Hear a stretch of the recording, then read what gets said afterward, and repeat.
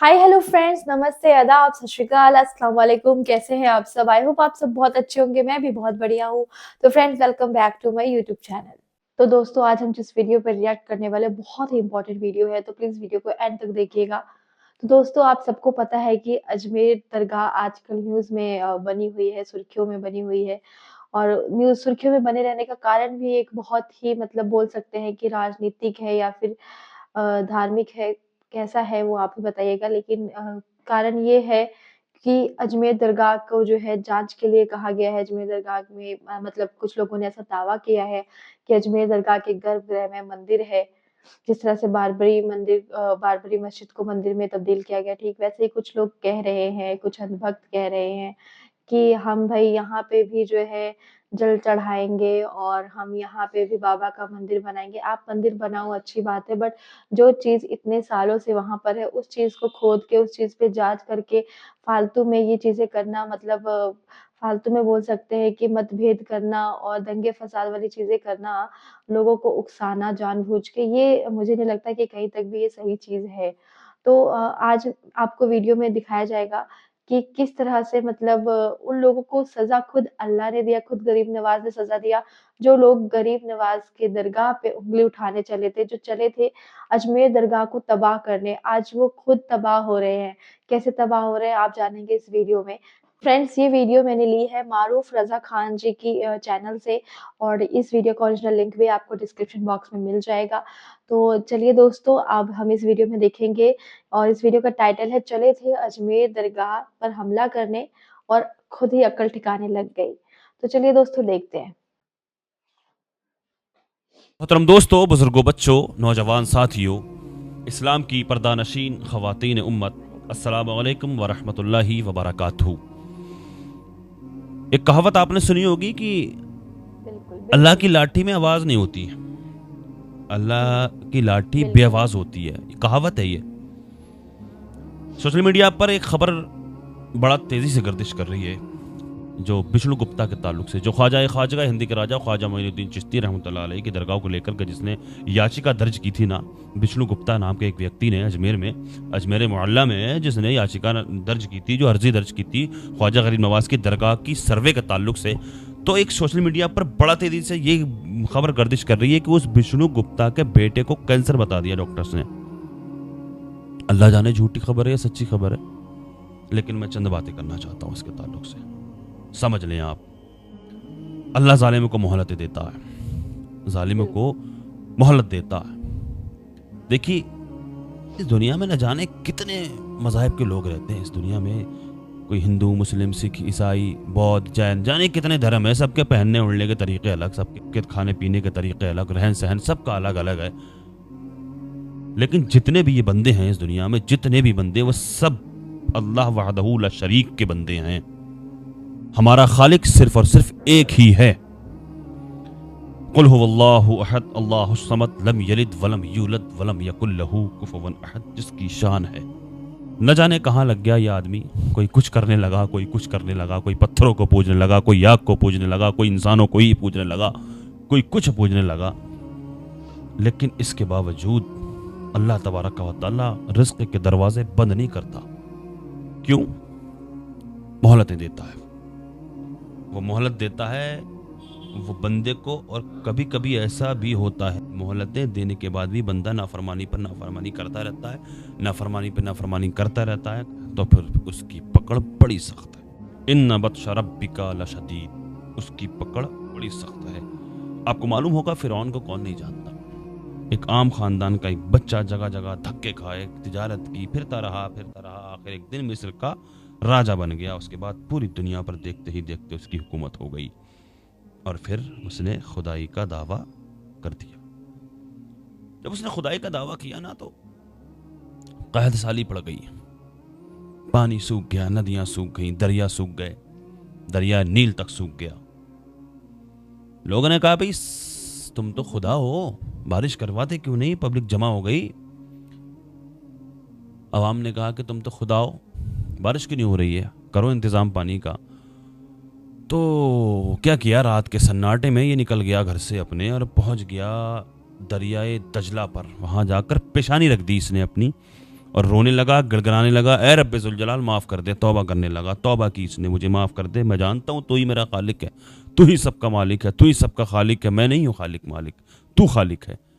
ए रब्बे ज़ुल जलाल माफ़ कर दे, मैं तौबा करता हूँ, इस मेरी इज्जत बचा ले, कर दे बारिश। अगले दिन बारिश हो गई, फिर ऐड गए साहब, फिर से फिर वही सरकशी, फिर वही खुदाई का दावा, सरकशी में मुब्तला। आखिरकार दरियाए नील में गर्क हो गया वो, लेकिन बाज नहीं आया। इसलिए मेरे अजीज, पहले तो मैं समझा रहा हूँ आपको कि ये खबर झूठी है या सच्ची है, सुधर जाओ, समझ जाओ मेरे हिंदू भाइयों, मत पड़ो इन चक्करों में, वरना तो तुम्हारी कोई बस की बात नहीं है। उन ख्वाजा गरीब नवाज को हटाने की बात कर रहे हो जिनके ऊँट ना हटा सका तुम्हारा बादशाह, तुम्हारा राजा, उस वक्त का, उस दौर का राजा जो था, वो ऊँट को ना हटा सका, तो ख्वाजा साहब को तुम क्या हटा पाओगे वहाँ से, जो उनके ऊँट ना उठा सके। एक मर्तबा उस राजा ने पानी भी बंद कर दिया था, उसी दौर की बात है। ख्वाजा गरीब नवाज के लिए उस वक्त पानी नहीं हुआ करता था, नल नहीं हुआ करते थे, दरिया जो आना सागर है ना, वहाँ पर उसका पानी पिया जाता था, तो पानी ही बंद कर दिया ख्वाजा साहब के लिए। ख्वाजा गरीब नवाज रहमतुल्लाह अलैह, हिंद के राजा, ख्वाजा खाजगा ख्वाजा मुईनुद्दीन चिश्ती रहमतुल्लाह तआला अलैह, अपने साथी को भेजा उन्होंने, कासा लेकर के, प्याला लेकर के भेज दिया, वहां पर रख दिया आना सागर के पास, और उनसे कहा कि क्या ना तुम्हें ख्वाजा ने बुलाया है।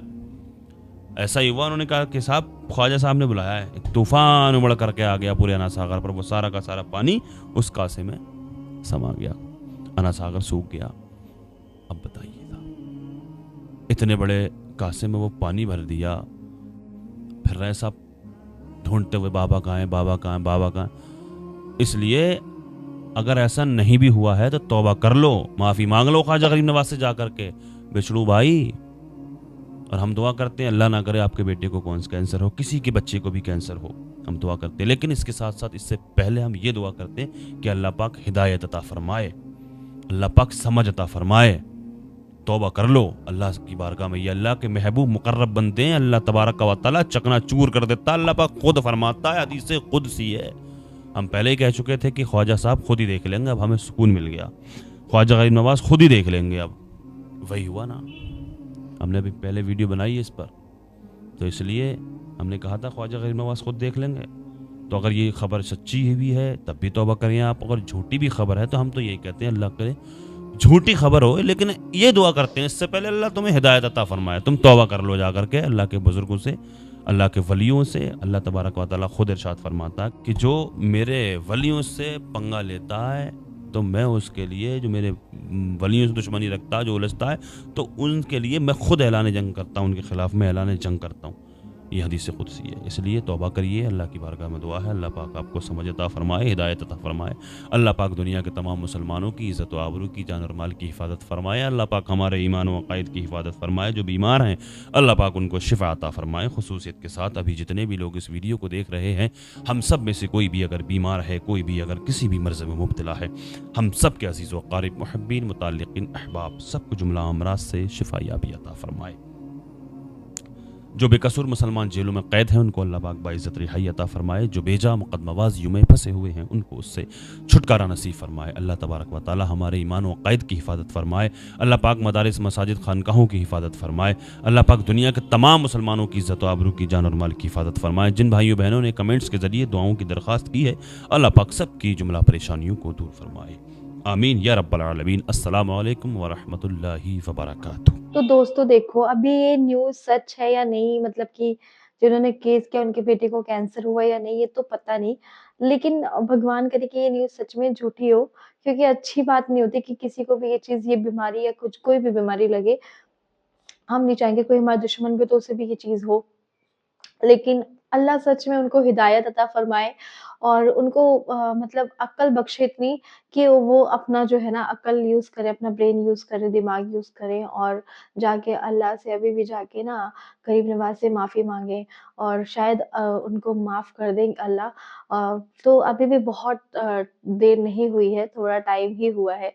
तो अब जो भी लोगों तक ये वीडियो पहुँच रही है, जो लोग मुस्लिमों के खिलाफ ज़हर उगल रहे हैं, जो लोग बार-बार ये कह रहे हैं कि बहुत सारे लोग ऐसे हैं जो मेरे वीडियोज़ में कमेंट कर रहे हैं कि अरे!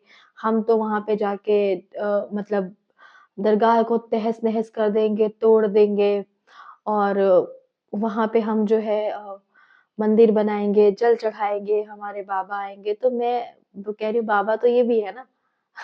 ये भी तो बाबा ही हैं, इतने लोग इनको मानते हैं। खुद जो उस टाइम के राजा-महाराजा थे, आपने स्टोरी सुनी होगी, सब लोगों ने सुनी है, मुझे बताने की ज़रूरत नहीं है दोबारा से। वो जब वो उनके चरणों में गिर गए, उनको मानने लगे, तो आप और मैं कौन हैं? तो मुझे लगता है कि जो भी सरकारें इसके खिलाफ चाल चल रही हैं, अजमेर दरगाह के खिलाफ, उनको भी जो ना अल्लाह से तौबा करनी चाहिए, दरगाह में जाके माफ़ी माँगनी चाहिए ख्वाजा गरीब नवाज़ से।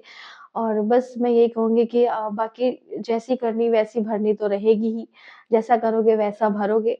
बाकी ऊपर वाला सब जानता है, अल्लाह सब जानता है और अल्लाह के वलियों को परेशान करने वालों से अल्लाह खुद जो है दुश्मनी पाल लेता है। तो आप खुद सोचिए कि अल्लाह के दुश्मन बनना चाहेंगे क्या आप? नहीं ना, तो अल्लाह खुद आपसे निपटेगा। तो उस आप नहीं चाहते कि अल्लाह आपका दुश्मन बने या अल्लाह आपसे दुश्मनी निभाए, तो बेहतर यही है कि अभी भी मौका है, जो भी हमारे हिंदू भाई-बहन कट्टर हिंदू बन रहे हैं, आई मीन टू से कि जो बहुत अपने आप को समझ रहे हैं कि भैया मैं तो एकदम हिंदू हूँ, मैं तो एकदम पक्का सनातनी हूँ भैया, यहाँ पे तो बनेगा मंदिर ही।